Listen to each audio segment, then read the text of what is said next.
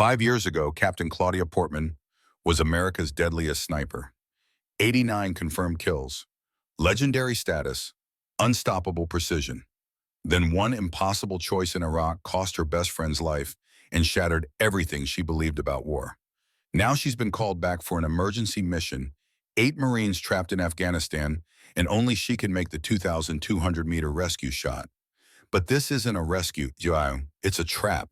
The Taliban isn't just executing prisoners, they're testing biological weapons engineered to target American military genetics, funded by defense contractors and protected by senators. The man who brought her back, Colonel Hartwell, her own mentor, isn't trying to save Marines. He's framing her as a rogue sniper while covering up human experiments on U.S. troops. Now Claudia faces the most impossible shot of her career, not at an enemy across a valley, but at the conspiracy within her own command.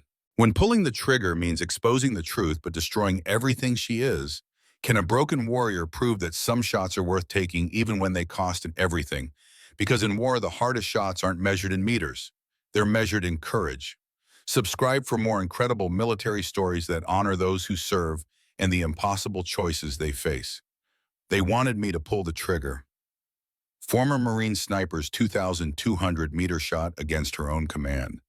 The morning sun painted long shadows across the rifle range at Marine Corps Base Quantico, where Captain Claudia Portman adjusted the scope on a Remington 700 with the methodical precision of someone who had performed this ritual thousands of times before. At 30 years old, she moved with the quiet efficiency of a professional warrior, though the uniform she wore now carried civilian contractor badges rather than the Marine Corps insignia she had once worn with fierce pride. Distance to target 800 meters, she announced to the squad of Marine Scout snipers arranged along the firing line. Her voice carried the kind of authority that came from years of leading men in combat, though now it was tempered with something else, a careful distance that kept her students at arm's length from the woman she used to be. Atmospheric conditions are optimal. Minimal wind, clear visibility. This is your chance to demonstrate everything you've learned about precision shooting under ideal circumstances. The Marines responded with quiet professionalism, settling into shooting positions with the confidence that came from weeks of intensive training under someone many considered a living legend. Claudia watched them work, seeing in their faces the same determination and hunger she had carried 15 years ago when she first discovered her exceptional talent for making bullets do impossible things across impossible distances. Among the students was Corporal Jeremy Walsh, 23 years old, and preparing for his first deployment to Afghanistan. Walsh had the natural ability that couldn't be taught: steady hands, exceptional vision, and the kind of mental discipline that separated competent shooters from true snipers. He reminded Claudia of someone she used to know back when the world made sense and every trigger pull felt like serving a greater purpose. "Ma'am," Walsh said as he settled behind his rifle, his voice carrying that reverence young Marines always showed when addressing her. "I've been studying your combat record. 89 confirmed kills across 4 deployments to Syria, Iraq, and Afghanistan. That's legendary status in the sniper community." Claudia felt the familiar tightness in her chest that came whenever someone mentioned those numbers. 89 lives ended from distances where she never saw their faces clearly, never heard their final words, never had to confront the human cost of surgical lethality. Each kill had been carefully documented. Each shot had saved Marine lives according to after-action reports, and each enemy eliminated had brought her closer to the legendary status that Walsh mentioned with such admiration. But the numbers didn't tell the complete story. They didn't mention the 90th shot she hadn't taken in Iraq 5 years ago. They didn't mention the Marine who died because of her 2-second hesitation, or the 5 years of guilt that followed her resignation from active duty, or the nightmares where Marcus Williams bled out in her arms over and over again while she tried to explain why she had prioritized the lives of children she didn't know over the life of her best friend. Walsh focused on your fundamentals rather than historical statistics, she said, her voice carrying a note of finality that discouraged further discussion. In combat, your technical skills matter infinitely more than anyone's reputation. The bullet doesn't care about your track record, it only cares about physics. Walsh nodded and settled into his final shooting position, controlling his breathing as he prepared to engage the distant target. Claudia watched through her binoculars as he made subtle adjustments to compensate for atmospheric conditions his movements precise and deliberate. She had trained hundreds of Marines over the past 5 years, each one carrying her techniques and principles into combat zones where they would face the same impossible choices that had broken her. The thought used to comfort her. Now it just made her tired. Walsh's shot was perfect. At 800 meters, the bullet struck the target dead center with an accuracy that demonstrated exceptional marksmanship under controlled conditions. The other Marines on the firing line offered quiet congratulations, recognizing the skill required for such precision. Walsh looked back at Claudia with obvious pride, seeking approval from the instructor whose shadow he was trying to step into. But before Claudia could respond, her secure radio crackled with an incoming transmission that made her blood run cold and her hands freeze on the binoculars she was holding. "Valor, this is Overwatch. We need to talk. Marines are dying." The voice belonged to Colonel Vincent Hartwell, and hearing it after 5 years felt like someone had reached into her chest and squeezed her heart with a fist made of ice and old regrets. Claudia stared at the radio clipped to her belt, feeling her carefully constructed civilian life beginning to unravel with 7 simple words. Valor was the call sign she had earned during a mission in Syria where she had held off an entire terrorist cell for 6 hours, allowing a trapped reconnaissance team to reach safety. That name represented everything she had once believed about being a Marine: courage under fire, sacrifice for others, and the moral certainty that came with defending the innocent against evil. But Valor had died in Iraq along with Marcus Williams. The woman who remained was just Claudia Portman, civilian instructor, teaching young warriors how to kill from distances where human beings became statistics rather than souls. She excused herself from the firing line and moved to a secure location behind the range control building, away from curious eyes that had never seen their composed instructor look shaken. Her hands trembled slightly as she keyed the radio to respond. "Colonel Hartwell, this is Claudia Portman. I'm a civilian contractor now. I can't assist with military operations, and you know that better than anyone." "Claudia, I know this is difficult, but we have a situation developing in Afghanistan that requires your specific skill set." Hartwell's voice carried the weight of 25 years of military leadership and hard-won wisdom about the realities of modern warfare. 8 Marines from a reconnaissance team are trapped in a mountain valley with a Taliban commander who is systematically executing prisoners. You are the only sniper with the experience and demonstrated capability to attempt the rescue shot we need." Claudia closed her eyes and tried to push away the memories that Hartwell's voice brought flooding back. 5 years ago, she had been the epitome of Marine Corps precision, shooting a sniper whose reputation was built on technical excellence and unwavering commitment to the mission. She had been proud of her kill count, proud of her ability to eliminate threats at extreme range, proud of every life she had saved through surgical elimination of enemy combatants. Then Iraq happened, then Marcus died. Then everything she believed about herself shattered like a scope lens hit by enemy fire. "Sir, I haven't fired a combat shot in 5 years. I'm not qualified for active operations anymore. There are dozens of qualified snipers still on active duty who can handle whatever situation you're facing."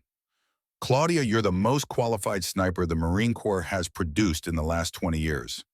Those 89 confirmed kills that Walsh mentioned, they represent a level of technical mastery and combat effectiveness that very few operators in history have achieved. We need Valor for this mission, not Claudia Portman, the civilian instructor." Hartwell's deliberate use of her old call sign hit her like a physical blow, bringing with it the weight of every life she had taken and the one life she had failed to save. Valor. The name had meant something once. Now it just felt like a ghost haunting her from a past she couldn't escape, no matter how many miles she put between herself and the battlefield. "Colonel, what happened in Iraq?" "Claudia, what happened in Iraq was that you were presented with an impossible tactical scenario that had no good solutions. You made a choice under extreme pressure, and a good Marine died. But Marcus Williams didn't die because you hesitated. He died because war is unpredictable and chaotic, and sometimes good people get killed despite everyone's best efforts." "Sir, I had the shot. The ISIS sniper was exposed for less than 3 seconds.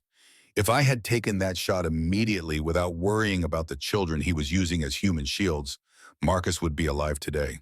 That's not war being unpredictable. That's me failing to execute when execution mattered most." Hartwell was quiet for several long seconds. When he spoke again, his voice carried a tone Claudia remembered from tactical briefings, Before particularly dangerous missions, the sound of a commander who was about to ask his people to do something that might get them killed. Claudia, the Marines who are trapped right now, their team leader is Gunnery Sergeant Connor Wade. Do you remember him? Claudia's breath caught. Connor Wade had been one of her students 3 years ago, a talented young sergeant with exceptional aptitude for long-range marksmanship and tactical planning.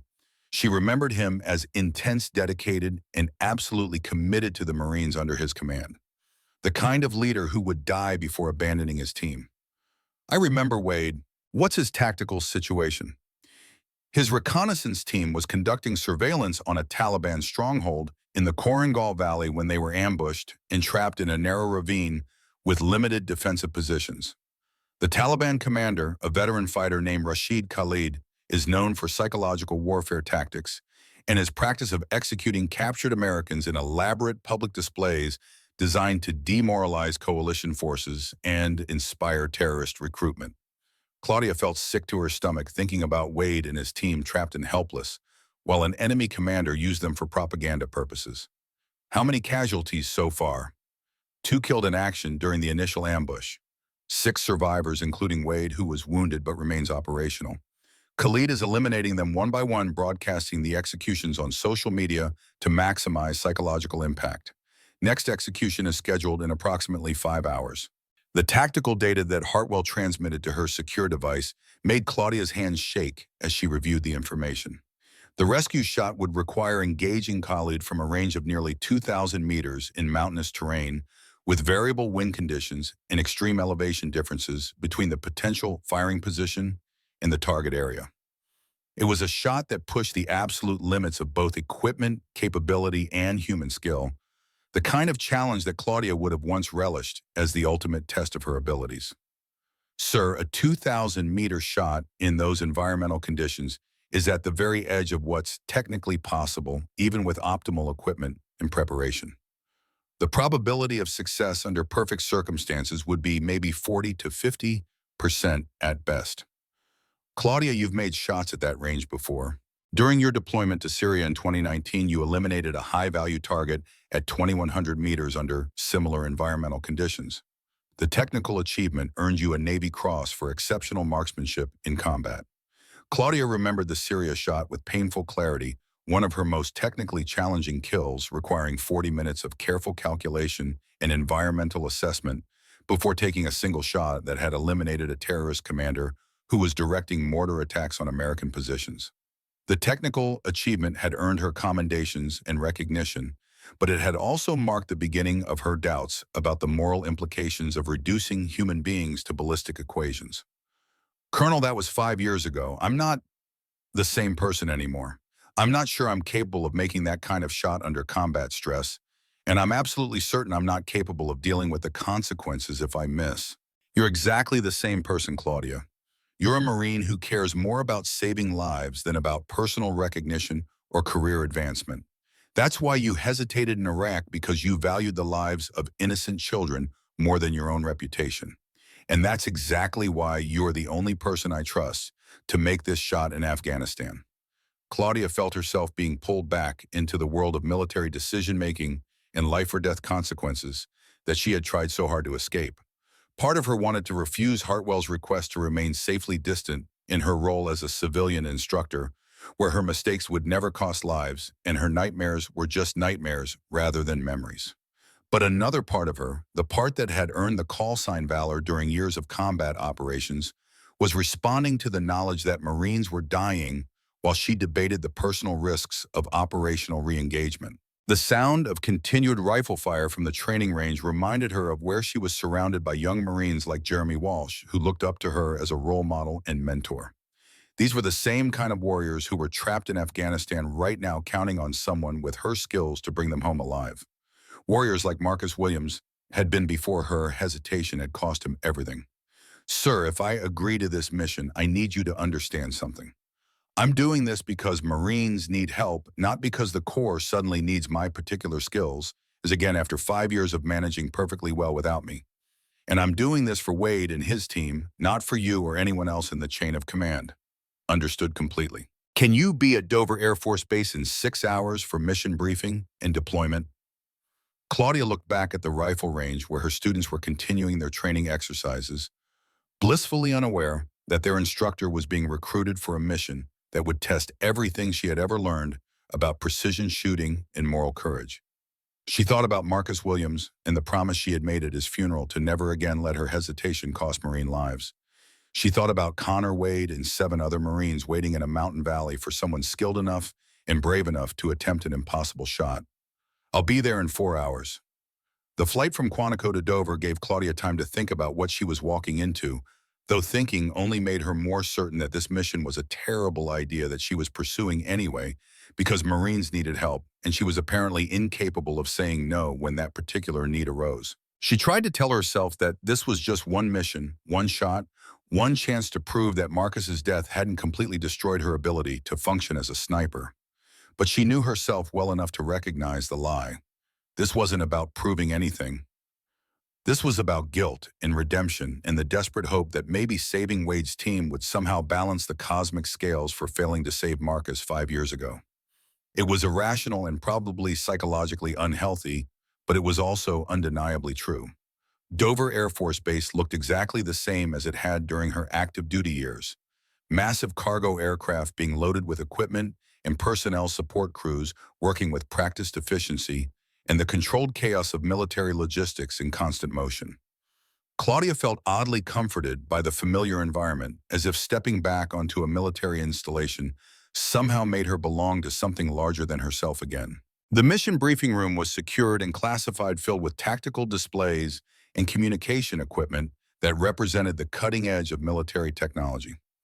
Waiting for her were 2 operators she recognized from her active duty career, Staff Sergeant Rachel Montgomery and Corporal Tyler Brooks, both veteran snipers with extensive combat experience. Rachel Montgomery was a legend in her own right. 32 years old with multiple combat deployments to Iraq and Afghanistan, she had lost her left leg below the knee to an IED in Fallujah, but had fought to remain on active duty with a prosthetic limb that she wore with the same matter-of-fact competence she brought to everything else in her life. She was one of the best spotters in the Marine Corps, with an almost supernatural ability to read environmental conditions and calculate ballistic solutions under combat stress.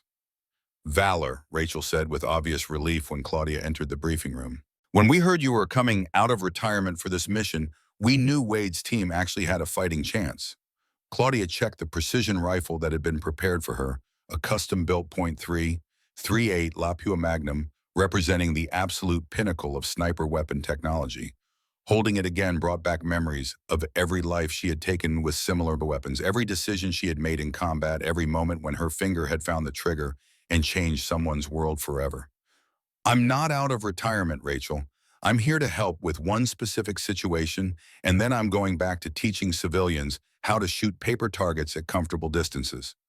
But even as she said it, Claudia felt the familiar anticipation building that had defined her military career for so many years. She was becoming Valor again.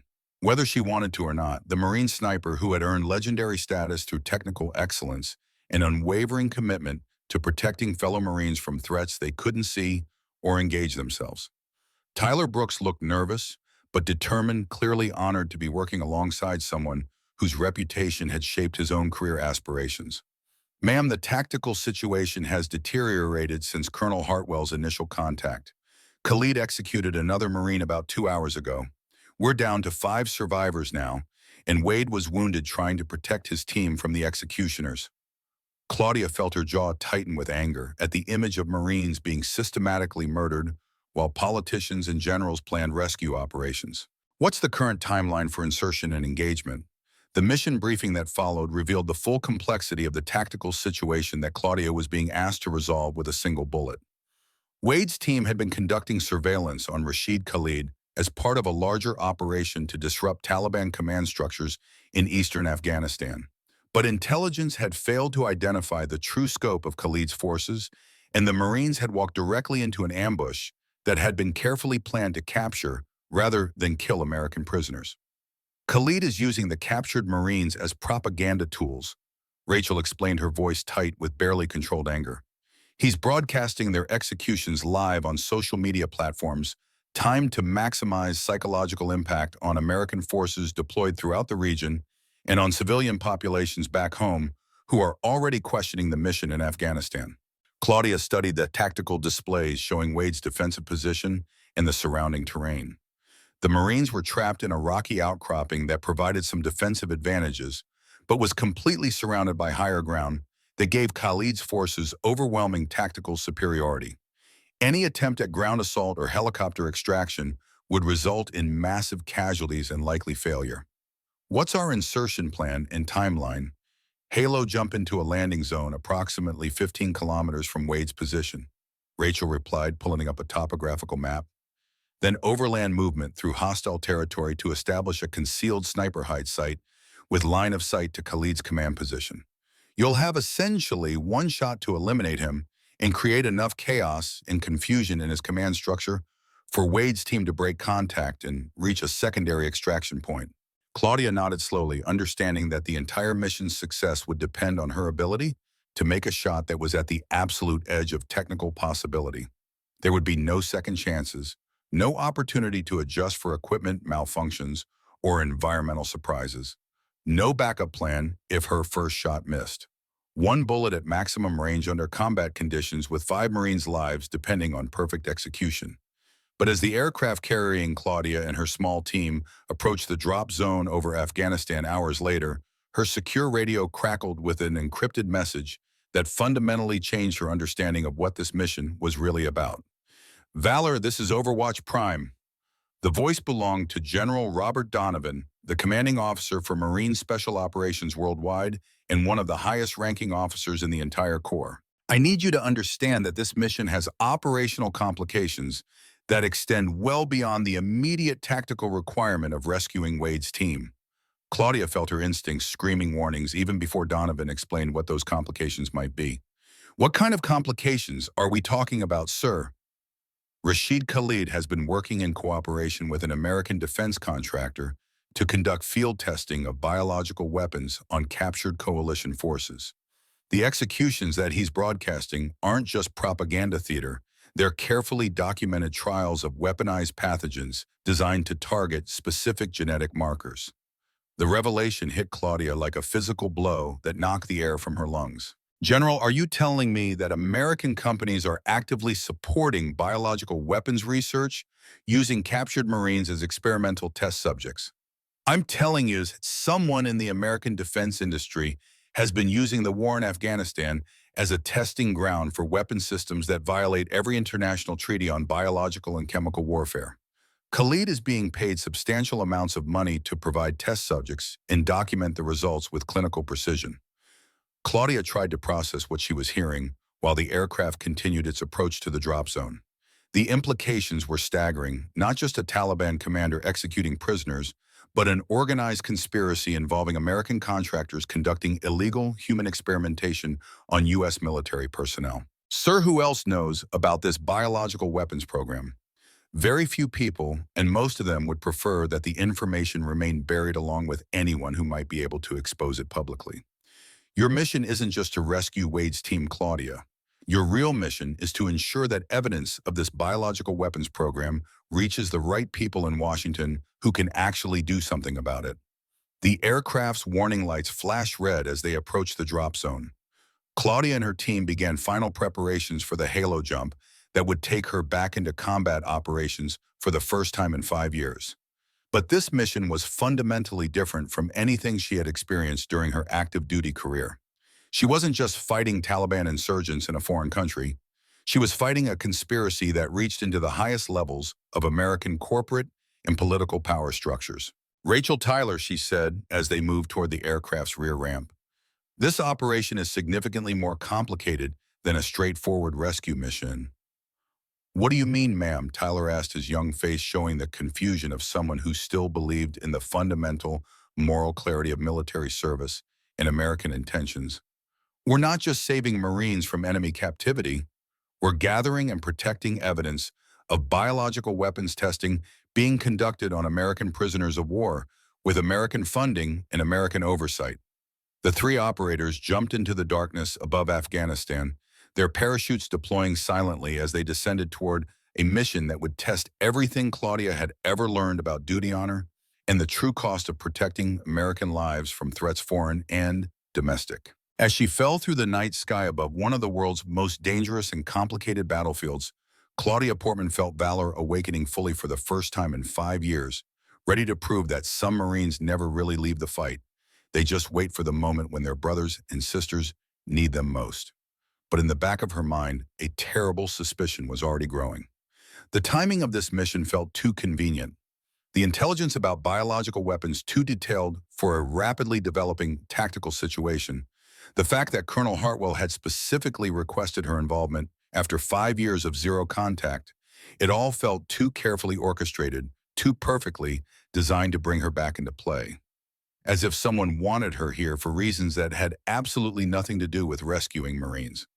The ground rushed up to meet her through the darkness, and Claudia realized with cold certainty that she was descending into more than just enemy territory. She was falling into a trap that had been carefully prepared over months or possibly years, orchestrated by people who understood her psychological profile and moral weaknesses better than she understood them herself.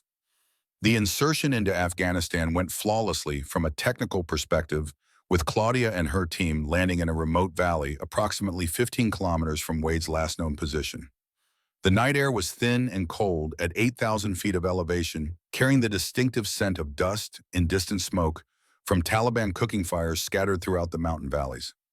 Claudia moved through the darkness with the fluid efficiency of someone who had spent years operating in hostile territory, her enhanced night vision equipment turning the landscape into a green-tinted maze of rocks and shadows and potential threats.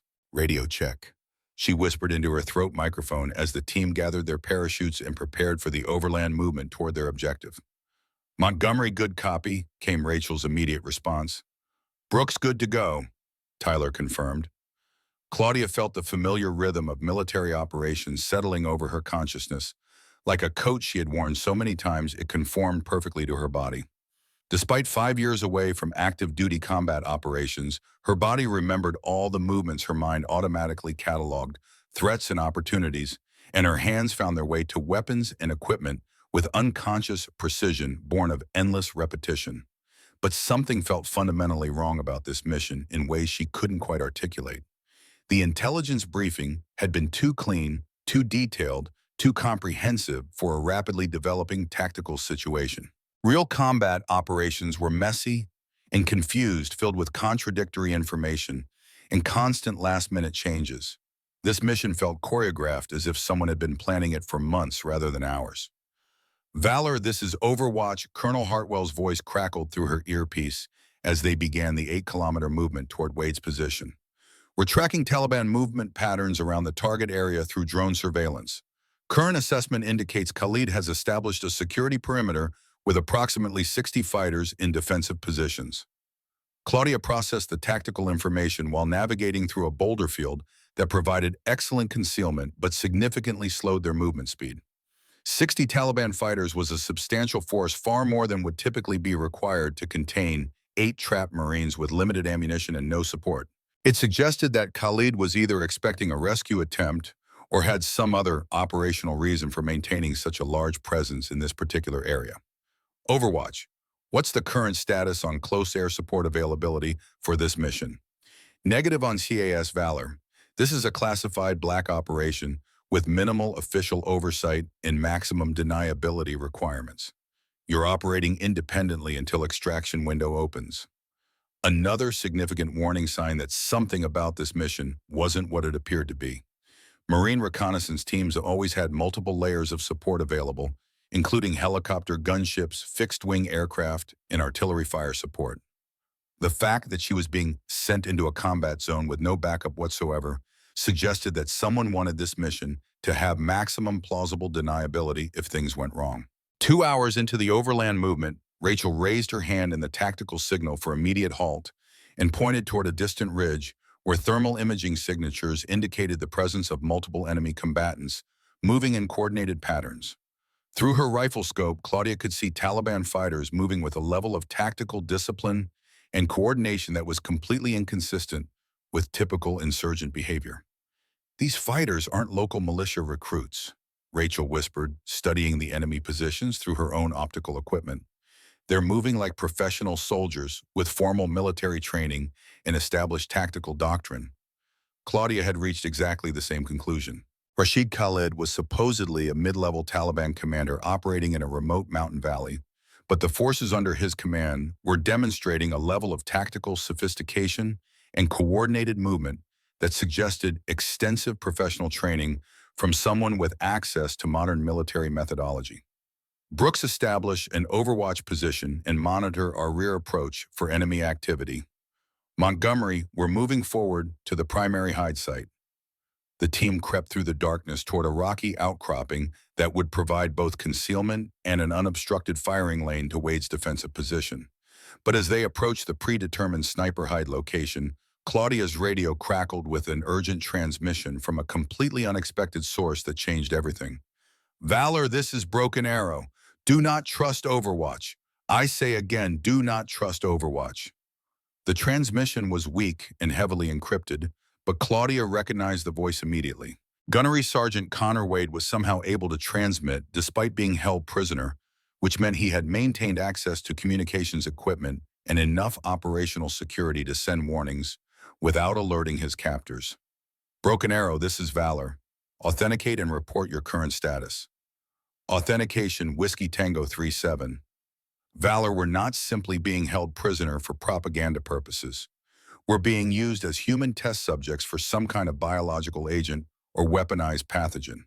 3 of my Marines are already showing severe symptoms, including respiratory distress and neurological effects. This isn't a standard Taliban hostage situation. Claudia felt her worst suspicions being confirmed in the most horrifying way possible. Wade's team wasn't just trapped by enemy forces, they were being used in human medical experimentation that violated every principle of military ethics and international law. "Broken Arrow, can you identify the nature of the biological agent you have been exposed to?" "Negative on specific identification, but we've directly observed American personnel on site. Civilians wearing protective biohazard gear, taking blood samples, monitoring our physical condition with medical equipment. Valor, this whole tactical situation was deliberately manufactured.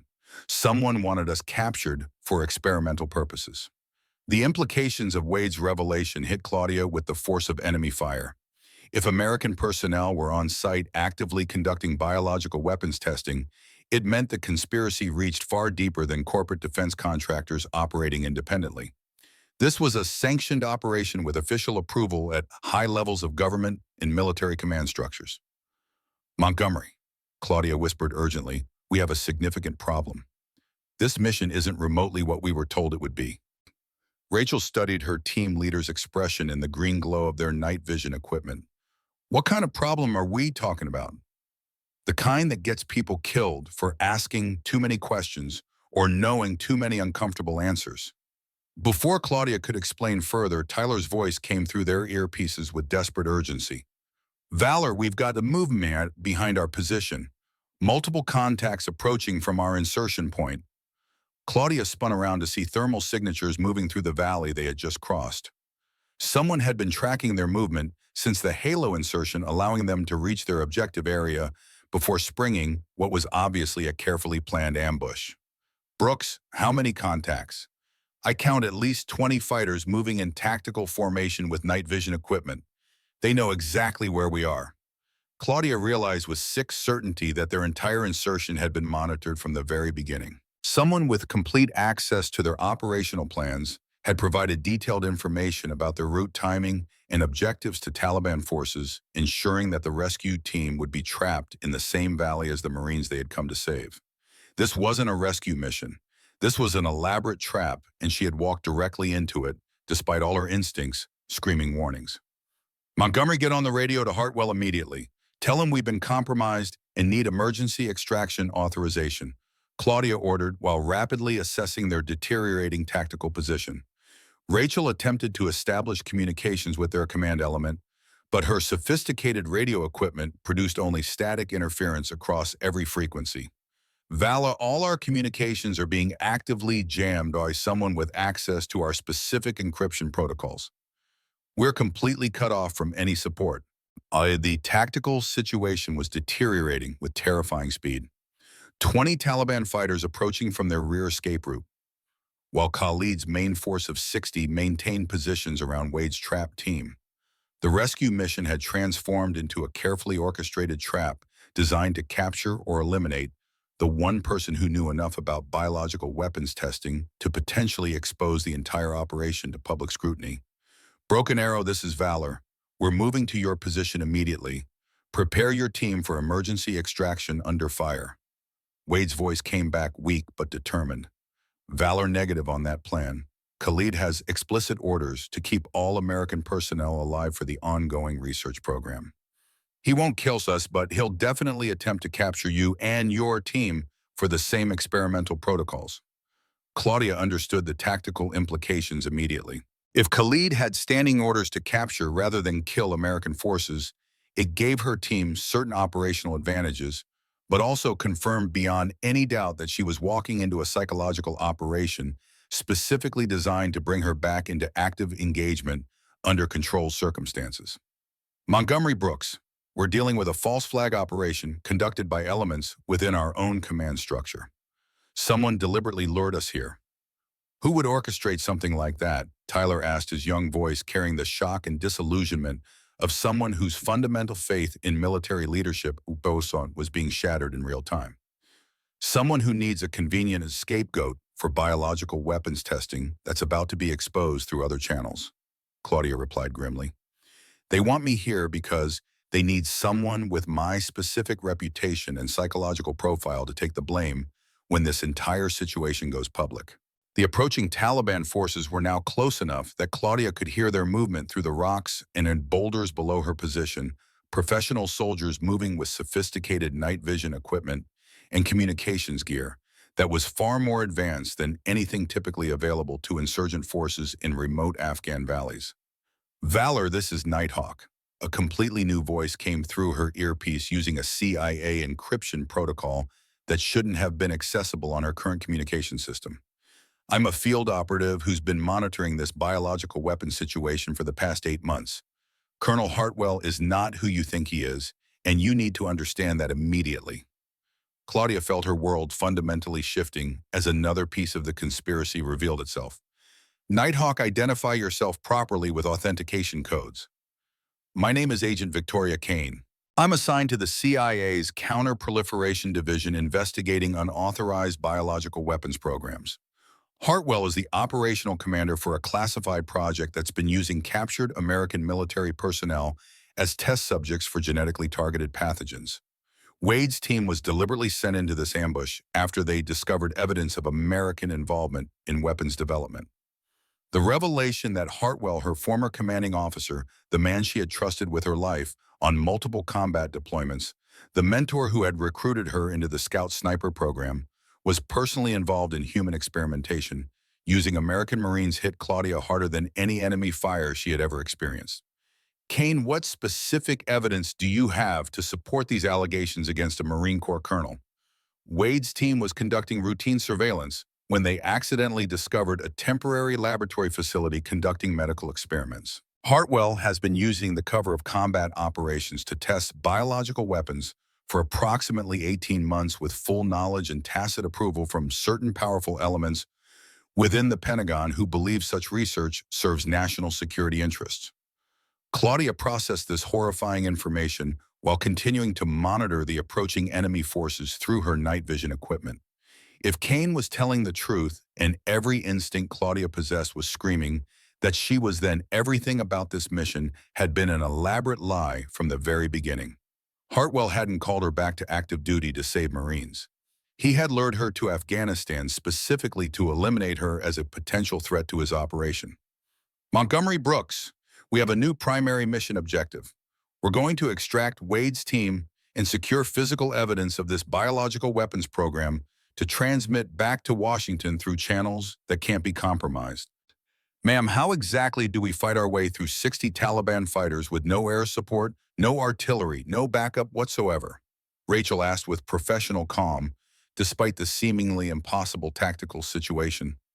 Claudia studied the terrain around Wade's defensive position through her rifle scope with the analytical precision that had made her a legendary sniper. The Marines were trapped in a rocky outcropping that provided some defensive advantages, but was completely surrounded by higher ground that gave Khalid's forces overwhelming tactical superiority. A conventional direct assault would be absolute suicide with their limited personnel and ammunition. We're not going to fight our way out through conventional tactics. We're going to use their own carefully prepared trap against them in ways they won't anticipate. Through her magnified optics, Claudia could clearly see the facility where biological weapons testing was being conducted on American prisoners. Temporary modular structures had been erected near Wade's position with electrical power lines running from portable generators to what appeared to be sophisticated laboratory equipment. American personnel in full biohazard protective suits moved between the buildings with clinical efficiency monitoring experiments that violated every principle of medical ethics and military honor. Kane, are you currently in a position to provide any kind of fire support for our operation? Affirmative, Valor.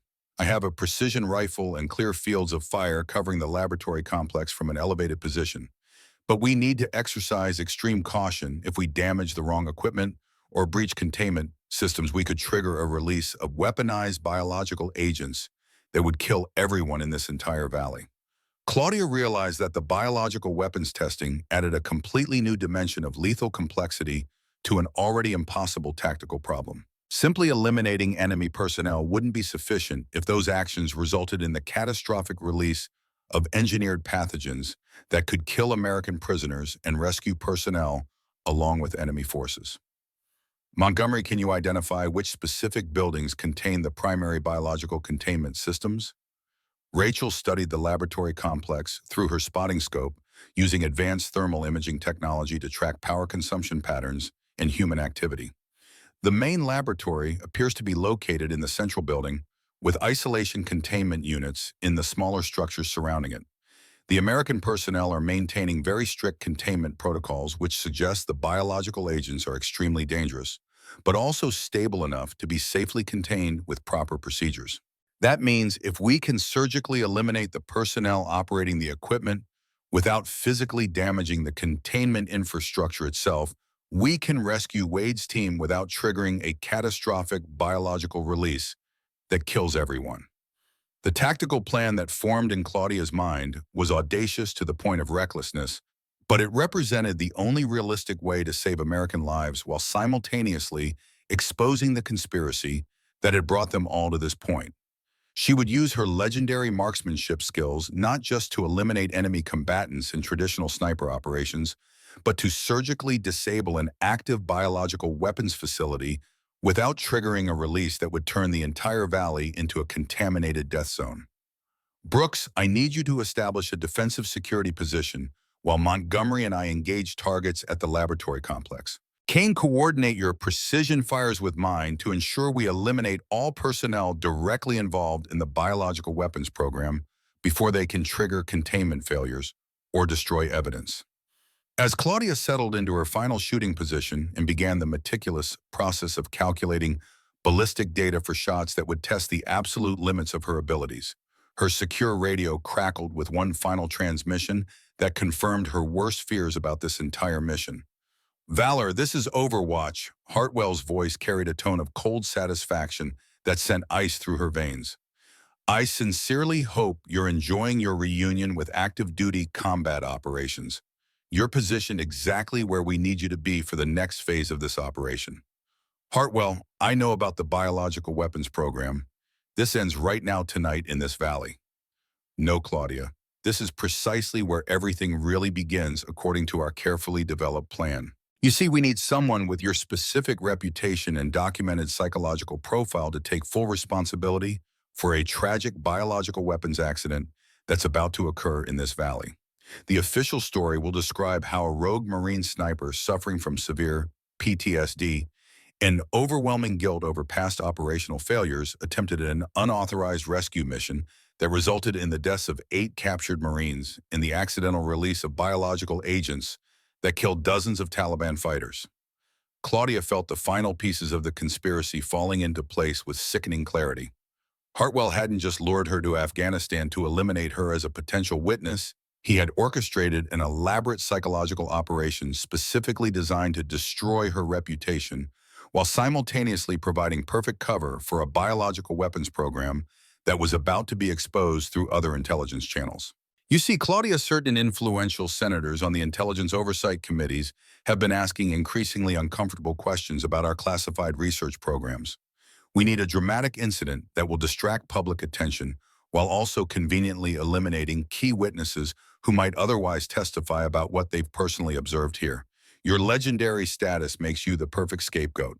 Hartwell's voice carried the casual, professional tone of someone discussing routine operational details rather than the planned murder of American Marines and the deliberate framing of a decorated combat veteran. The absolute beauty of this operation is that everyone will instinctively blame you. The rogue sniper who finally snapped under psychological pressure and caused a preventable disaster that could have been entirely avoided if you had just remained peacefully retired like a sensible person. Claudia realized with cold clarity that she was facing an enemy who understood her psychology better than she understood it herself. Hartwell had spent years carefully studying her operational history, methodically identifying her specific weaknesses and moral pressure points, meticulously preparing for this exact moment when he could manipulate her into a tactical situation where any action she took would ultimately serve his purposes. But there was one critical factor that Hartwell had fundamentally miscalculated in his elaborate planning. He had severely underestimated the absolute depth of her commitment to protecting Marines under fire, and he had completely failed to account for the possibility that she would be willing to sacrifice her own reputation, career, and potentially her life to expose the truth about biological weapons testing on American military personnel. Hartwell, you made one significant tactical mistake in all your careful planning, she said into her radio while settling behind her rifle and beginning to acquire specific targets in the laboratory complex below. What mistake would that be, Claudia? You apparently forgot that I swore a sacred oath to protect Marines from all enemies, both foreign and domestic. That oath explicitly includes you and everyone involved in this conspiracy. But before Claudia could take her first shot, Wade's voice crackled through her earpiece with information that fundamentally changed her understanding of the entire situation. Valor, there's something critically important you need to know immediately. The biological agents they're testing on us aren't designed as weapons against foreign enemies. They're specifically engineered to target genetic markers that are statistically common in American military personnel and their immediate families. The final horrifying piece of the conspiracy fell into place with sickening clarity.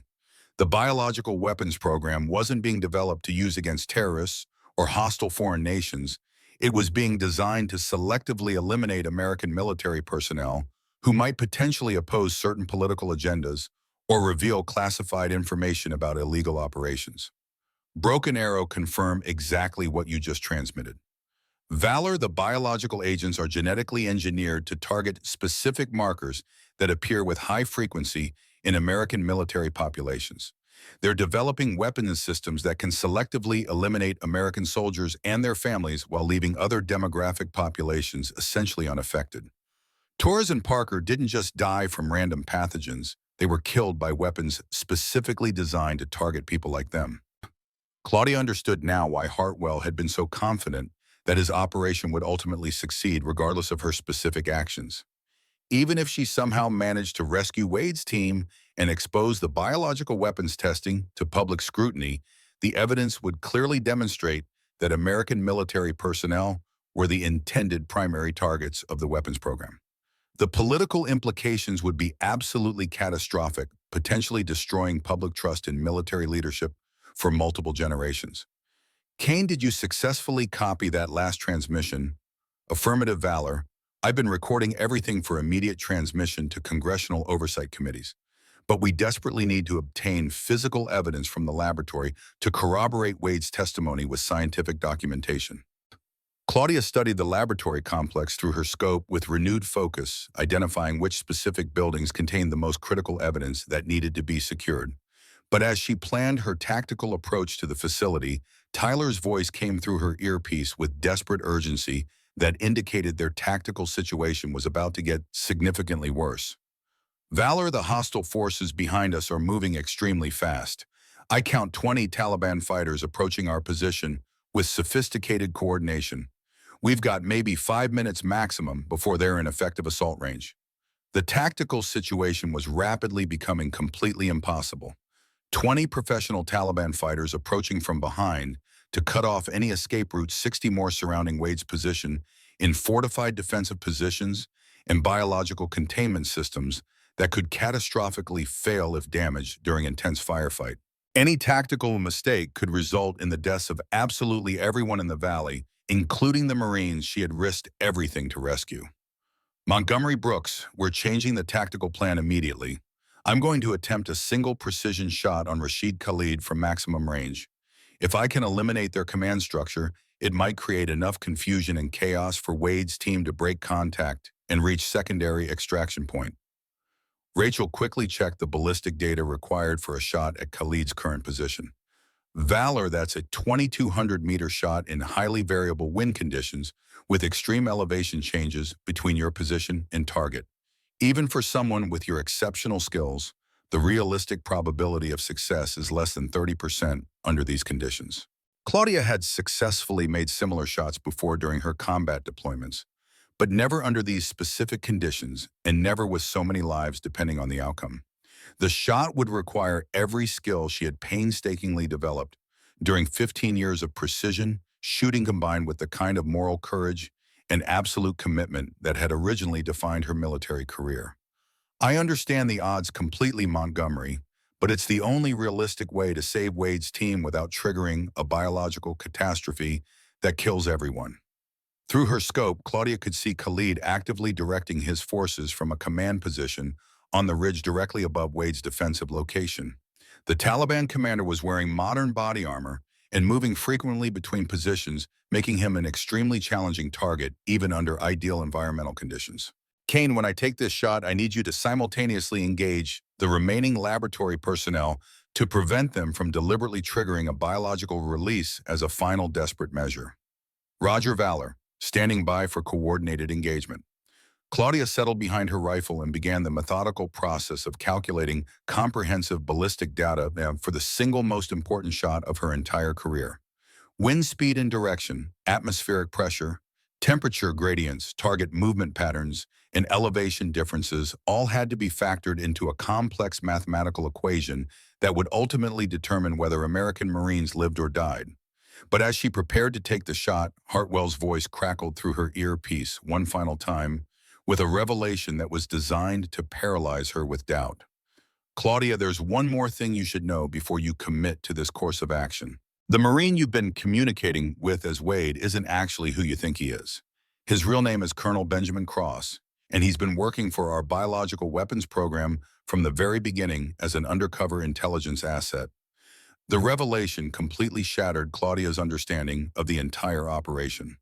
If Wade was actually a colonel working directly for the biological weapons program, then absolutely everything she had been told about this mission was an elaborately constructed lie designed to manipulate her responses. Hartwell's voice continued with clinical precision. Cross has been systematically feeding you carefully selected information specifically designed to manipulate your tactical and emotional responses. The biological weapons aren't actually targeting American military personnel. They're designed to eliminate specific ethnic populations in strategic regions where we need decisive advantages. Claudia felt her entire world collapsing as Hartwell revealed what he claimed was the true scope of the conspiracy. You see, we needed someone with your exact psychological profile and documented history to create comprehensive documentation of an attack on what will be portrayed as a humanitarian medical facility. Your shots are providing us with exactly the kind of evidence we need to justify massively expanded biological weapons research programs. But Agent Kane's voice cut through Hartwell's elaborate psychological warfare with urgent clarity. Valor, do not listen to anything he's saying. Wade is telling you the absolute truth about the biological weapons targeting American military personnel. I've personally seen the genetic profiles they're using in laboratory testing. Hartwell is trying to make you hesitate, just like you did in Iraq. Don't let him manipulate you. Claudia realized she was trapped in a sophisticated psychological operation specifically designed to paralyze her with doubt and uncertainty at the critical moment. Hartwell was using classic interrogation and manipulation techniques to make her question everything she believed about the mission, desperately hoping to prevent her from taking the shot that could potentially expose his entire operation to public scrutiny. But then a third voice crackled through her radio, weak strained but carrying an authentication code that couldn't be faked. Valor, this is the actual Colonel Benjamin Cross, Inspector General's office. I'm being held in Building 3, along with critical physical evidence that definitively proves Hartwell is running an illegal biological weapons program specifically targeting American military families. The man you've been communicating with for the past hour is Gunnery Sergeant Wade, using my stolen authentication codes to warn you. Everything Wade told you is true.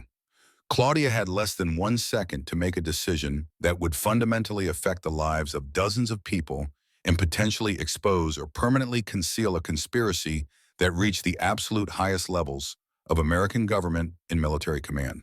She could take the shot on Khalid and hope desperately that Wade and Kane were telling the truth, or she could refuse to shoot and potentially doom everyone to death from biological weapons or Taliban execution. In that single moment of absolute clarity, Claudia remembered the oath she had taken as a young Marine more than a decade ago to support and defend the Constitution of the United States against all enemies, foreign and domestic.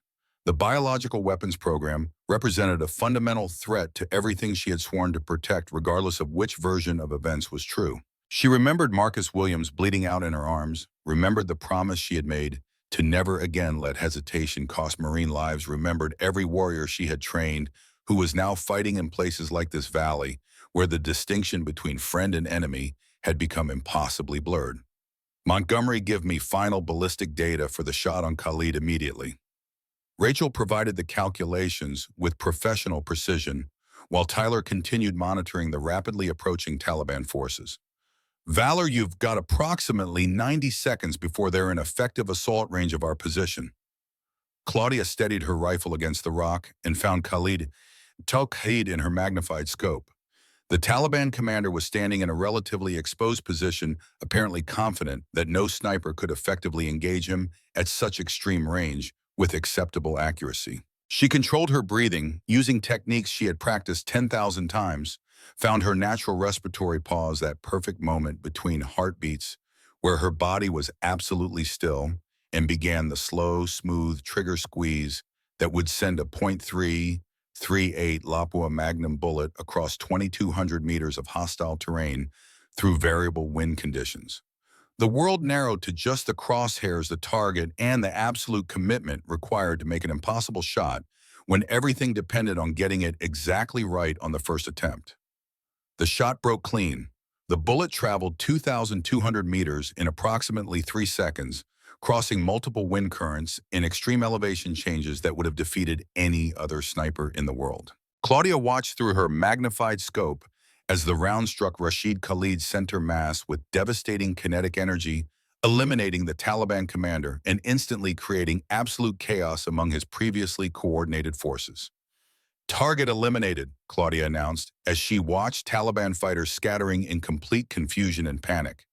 Agent Kane's rifle cracked twice in rapid succession from her overwatch position. 2 laboratory personnel down. They were attempting to evacuate with biological samples. The carefully orchestrated trap that Hartwell had prepared was falling apart as Claudia's team moved with practiced efficiency toward their real objective, not just rescuing Wade's Marines, but securing the evidence that would expose a conspiracy reaching the highest levels of American government. Montgomery, Brooks, we're moving immediately to extract the real Wade and Colonel Cross. This mission isn't over until we successfully get the truth back to Washington through channels that can't be compromised or suppressed. The descent into the valley was conducted under intense enemy fire as Taliban forces attempted to reorganize following Khalid's sudden death.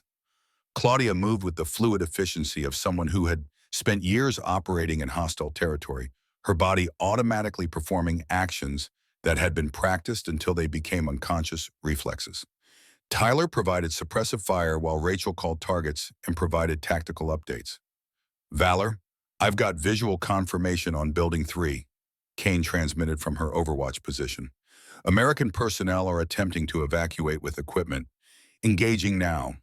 Through the chaos of the firefight, Claudia reached Building 3 and breached the door with Tyler providing security. Inside, she found 2 men restrained in medical examination chairs, both showing signs of prolonged captivity and physical abuse.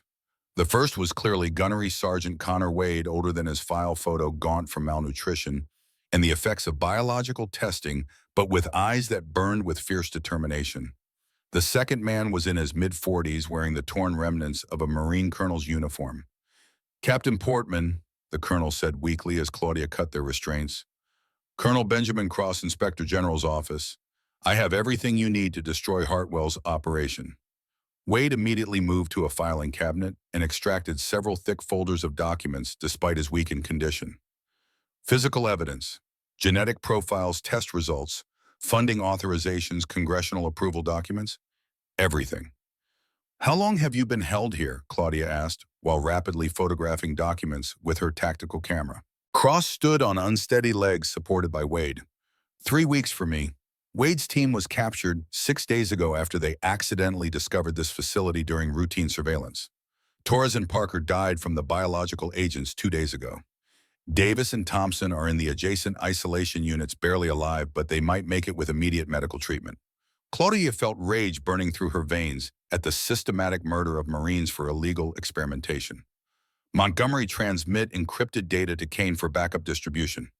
We're not letting this evidence disappear. Ma'am, we've got incoming, Tyler called from the door. Taliban fighters forming up for assault, and I'm seeing American contractors setting up defensive positions with military-grade weapons. They're not going to let us leave with this evidence. The situation was deteriorating rapidly. Claudia needed to extract Wade Cross, the 2 surviving Marines, and the evidence, while fighting through combined Taliban and American forces who were both determined to prevent any information from leaving the facility. Brooks, get Davis and Thompson mobilized if possible. We're fighting our way out of here. Wade checked on his team members in the adjacent isolation units. When he returned, his expression told Claudia everything she needed to know before he spoke. Davis and Thompson are ambulatory. They're weak, but they can fight. The next 15 minutes were absolute chaos. Claudia's small team, reinforced by Wade's 2 surviving Marines, fought a desperate defensive action against overwhelming numbers while Rachel coordinated fire support from Kane's position. Tyler took a round through his shoulder, but continued fighting with grim determination. Cross, despite his weakened condition, provided tactical guidance based on his knowledge of the facility layout. They were pinned down in Building 3 with ammunition running low when Claudia heard the sound that changed everything: an American military helicopter approaching from the east. Valor, this is Rescue 1, a new voice transmitted on Marine frequencies. We picked up your emergency broadcast. Coming in hot for extraction. Claudia felt a moment of hope, but it was immediately crushed by Hartwell's voice. Rescue 1, this is Overwatch. You are not authorized for that extraction. Stand down immediately. Overwatch, this is Rescue 1 Actual. With respect, sir, I just received flash traffic from Mar 4Com directing immediate extraction of Captain Portman and all American personnel at these coordinates. We're coming in whether you approve or not. General Donovan's intervention, Claudia realized. The general had been monitoring the situation and had authorized rescue when it became clear Hartwell was trying to eliminate witnesses. The helicopter landed under heavy fire, its door gunners engaging Taliban positions with devastating effect. Claudia's team moved quickly, loading Wade's Marines first, then Cross with his precious folders of evidence, then Rachel and Tyler. Valor, you're next, the crew chief shouted over the rotor noise. But Claudia saw Hartwell's black helicopter landing on the opposite side of the facility. She made a split-second decision that would define the rest of her life. Get them out of here. I'm staying to finish this. Ma'am, that's suicide. That's an order. Protect that evidence. Make sure it reaches Congress. The helicopter lifted off with her team while Claudia moved toward Hartwell's position. She had 1 magazine left, maybe 30 rounds. Enough for what needed to happen next. Hartwell stepped out of his helicopter with 6 heavily armed contractors. When he saw Claudia approaching alone, he smiled the predatory expression of someone who believed they had already won. Claudia, I was hoping you'd be reasonable and leave with your team. Now we have to do this the hard way. She kept her rifle aimed at his chest. It's over, Hartwell. The evidence is already being transmitted to every oversight committee in Washington. Your operation is finished. You think Congress doesn't already know the Armed Services Committee approved Project Lazarus? Senate Intelligence funded it. Defense contractors lobbied for it. We have protection at the highest levels of government. This research serves vital national security interests. National security? Claudia's voice was cold with controlled fury. You're developing weapons to kill American soldiers and their families. That's not national security. That's treason. Hartwell shook his head with what looked like genuine pity. You still don't understand the reality of modern warfare, do you? The greatest threat to American power isn't foreign enemies. It's our own military refusing to follow orders when those orders become necessary for national survival.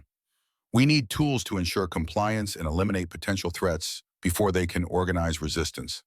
The casual way Hartwell discussed genocide against American military families revealed the true depths of the conspiracy Claudia had uncovered. This wasn't just illegal weapons testing.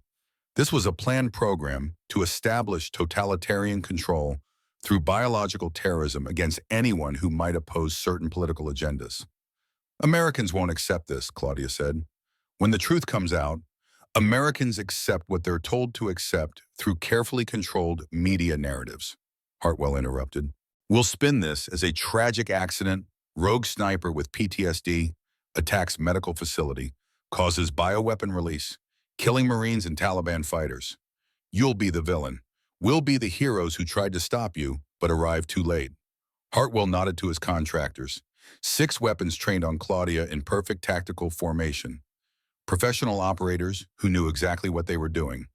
You're outnumbered 6-1, Claudia. Even you can't win those odds. Maybe not, Claudia replied with absolute calm, but I'm certain I can kill you before they kill me. The question is whether you're willing to bet your life on that, sir. They stood in frozen tableau, Claudia, with rifle aimed at Hartwell's spectacles, head contractors, with weapons aimed at her, everyone calculating odds and angles and consequences. The Taliban forces were approaching fast. The biological containment systems were unstable. One wrong move could trigger a catastrophic release that would kill everyone within 10 kilometers. Finally, Hartwell spoke, his voice carrying a tone Claudia had never heard from him before, a strange mixture of respect and resignation. You always were the best student I ever trained. Tell you what, I'll offer you a deal that might let everyone survive this. I'm listening. Walk away right now. Take a dishonorable discharge. We bury Project Lazarus, shut down the facility. Wade's team gets medical treatment. Everyone lives. You disappear quietly into civilian life, and we never speak of this again. And if I refuse, those 75 Taliban fighters converge on this position in approximately 3 minutes. The resulting firefight will damage containment systems. Biological release kills everyone within 10 kilometers. U.S. Taliban nearby villages. Somewhere between 60 and 90 people dead, including Davis and Thompson, who are still barely alive. Claudia looked at the facility where Wade's team had been tortured and experimented on. She thought about Torres and Parker dead from biological agents designed to kill American warriors. She thought about Marcus Williams bleeding out in Iraq because she had hesitated when execution mattered most. Hartwell was offering her the same impossible choice she had faced in Mosul: save some lives by accepting moral compromise, or fight for principle and watch everyone die. But this time Claudia understood something she hadn't known in Iraq. Sometimes the impossible choice wasn't really a choice at all. Sometimes there was only the right thing to do regardless of cost. She lowered her rifle and keyed her radio to broadcast on every frequency: military, civilian, international. This is Captain Claudia Portman, United States Marine Corps, call sign Valor. I am currently located at coordinates. She provided the exact location, where American military personnel have conducted biological weapons testing on captured U.S. Marines in violation of international law and basic human decency. Colonel Vincent Hartwell is operational commander. Project Lazarus has been approved by 6 senators and 4 congressional representatives with Pentagon oversight. Evidence has been transmitted to media outlets worldwide. I am requesting immediate international oversight of this facility to prevent destruction of evidence and ensure accountability for crimes against American military personnel. Hartwell lunged forward, his face twisted with rage. You just signed your own death warrant. Maybe, Claudia replied calmly, but I signed yours too, and that's the shot that actually matters. Taliban forces were approaching fast. Hartwell's contractors were panicking as they realized every intelligence agency globally now knew their exact position and their involvement in illegal human experimentation. Hartwell understood his operation was completely compromised. There would be no covering this up, no spinning the narrative, of no escaping accountability. He boarded his helicopter. "This isn't over, Captain." "Yes, it is, Colonel. You just don't know it yet." The helicopter lifted off, leaving Claudia alone and surrounded by incoming enemy forces. She was out of ammunition, out of options, and out of time. But then she heard a sound that made her smile. Despite everything, multiple American military helicopters approaching from multiple directions, a full Marine reaction force responding to her public broadcast. Taliban fighters stopped their advance, confused by the sudden appearance of overwhelming air power. International observers' aircraft began arriving within minutes, drawn by Claudia's worldwide transmission. News helicopters appeared on the horizon as media organizations scrambled to cover what was quickly becoming the biggest military scandal in decades. Extraction came under moderate fire, but the Marines who pulled Claudia aboard the rescue helicopter had no intention of leaving one of their own behind. As she was lifted away from the valley, she watched Taliban forces overrun the biological weapons facility, but international observers were landing simultaneously to secure the site and prevent evidence destruction. Hartwell's conspiracy was exposed to the entire world. 6 months later, Claudia stood before the Senate Armed Services Committee in her dress blue uniform, every ribbon and medal perfectly positioned. Network cameras broadcast the hearing worldwide as she testified about Project Lazarus, reading from prepared notes based on the extensive evidence Wade and Cross had secured. The physical evidence was damning: genetic profiles showing targeting of American military personnel, casualty reports documenting the deaths of Torres and Parker, along with dozens of other service members, over 18 months approval documents, bearing the signatures of 6 senators and multiple Pentagon officials. Senator Margaret Harrison, chair of the committee, looked directly at Claudia with an expression of profound shame. "Captain Portman, on behalf of this committee and the United States government, I want to apologize for the unconscionable betrayal you and the Marines under your protection experienced. The failures of oversight that allowed Project Lazarus to operate for 18 months represent a fundamental breach of the sacred trust between our government and those who serve in uniform." 6 senators were censured and forced to resign. 4 congressional representatives faced criminal charges for conspiracy to commit murder and violations of international biological weapons treaties. Hartwell was arrested and court-martialed and eventually sentenced to life imprisonment at Fort Leavenworth. Project Lazarus was terminated and all related research destroyed under international supervision. The Pentagon officials who had provided tacit approval were forced into retirement with loss of benefits. The defense contractors who had funded the research faced billions in fines and criminal prosecution.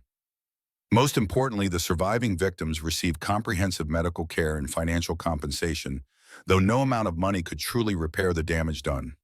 Claudia was cleared of all charges related to her unauthorized actions in Afghanistan. The Marine Corps offered her full reinstatement with promotion to major and assignment to any duty station she preferred. She declined.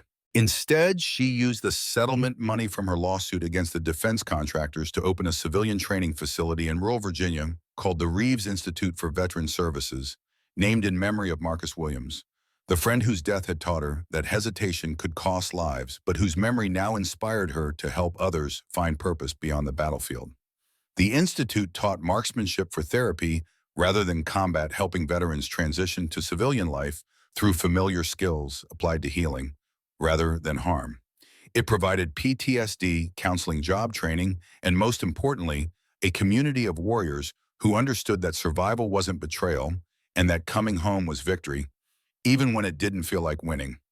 Tyler Brooks recovered from his shoulder wound and joined Claudia as chief firearms instructor. Rachel Montgomery ran the counseling program, her own experience with physical disability and combat trauma, making her uniquely qualified to help others navigate similar challenges. Victoria Kane consulted on ethics and oversight, ensuring the Institute maintained the highest standards of integrity.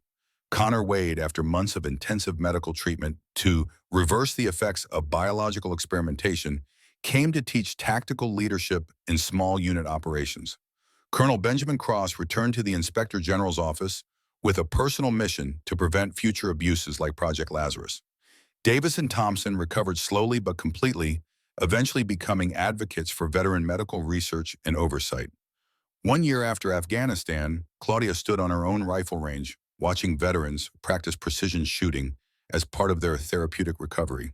A young Marine approached her, fresh-faced, eager, barely 23 years old, and already carrying the weight of combat experience that showed in his eyes. "Ma'am, I heard what happened in Afghanistan," he said with obvious respect. "That 2,200-meter shot on Khalid, was that the hardest shot you ever took?" Claudia looked across her range at veterans who were learning to heal rather than hurt, learning that their warrior skills could build rather than destroy, learning that the hardest battles are often fought after coming home. "No," she replied thoughtfully. "The hardest shot was the one I didn't take in Iraq. Hesitation that cost my best friend's life. The easiest shot was Khalid, that was just mathematics and wind-reading technical skills applied under pressure. The most important shot was the one I took against my own command structure. That one required courage instead of skill, moral clarity instead of marksmanship." "I don't understand, ma'am." Claudia handed the young Marine a rifle, recognizing in his confusion the same question she had struggled with throughout her career. "You will someday, and I hope that understanding comes easier for you than it did for me. War doesn't end when you come home. It lives in the choices you made, the people you saved, the people you couldn't save, the shots you took, and the shots you didn't take. How do you live with that, ma'am? How do you carry it?" Elena looked at her students, veterans, learning that survival isn't betrayal, that coming home is victory, even when it doesn't feel like winning, that finding peace is harder than finding war, but infinitely more important. "You find purpose beyond the trigger," she said. "You help others carry what can't be put down. You remember that some shots are worth taking, even when they destroy everything you are, because protecting what matters is more important than protecting yourself. The shot that matters isn't always the one that hits the target across the valley. Sometimes it's the one that protects what you believe in, even when the target is wearing the same uniform you wore." The young Marine didn't fully understand yet. Someday, if he was lucky or unlucky, depending on perspective, he would. But for now, he had a safe place to practice his skills without the life or death pressure of combat, surrounded by warriors who understood his experiences and could help him navigate the difficult transition from military to civilian life. Claudia watched her students train precision, without killing skill, without violence, warriors finding peace in a world that had tried to break them. Somewhere, politicians still plotted their schemes, contractors still designed their weapons. Wars still created impossible choices and moral dilemmas that would haunt those who survived them. But here on this range, Marines were healing instead of dying. Veterans were teaching each other that the hardest battles are often fought after the shooting stops. And Claudia was proving that a sniper's greatest skill isn't taking life from a distance. It's knowing when to pull the trigger and when to lower the rifle, when to fight and when to build, when to destroy and when to heal. She thought about Hartwell in his prison cell at Fort Leavenworth, spending the rest of his life contemplating the student who had destroyed everything he built, about the senators who lost their positions and their reputations, about Project Lazarus shut down forever and its victims finally receiving the justice they deserved, about the impossible shot she had taken against corruption within her own command structure, a shot that had cost her everything she thought she wanted but had given her something infinitely more valuable, the knowledge that she had fought for the right thing regardless of personal cost. As the sun set over her rifle range, Claudia Portman stood among warriors who had survived war and chosen to survive peace. Her hand no longer shook when she held a rifle. Her nightmares had faded to occasional echoes rather than nightly torment.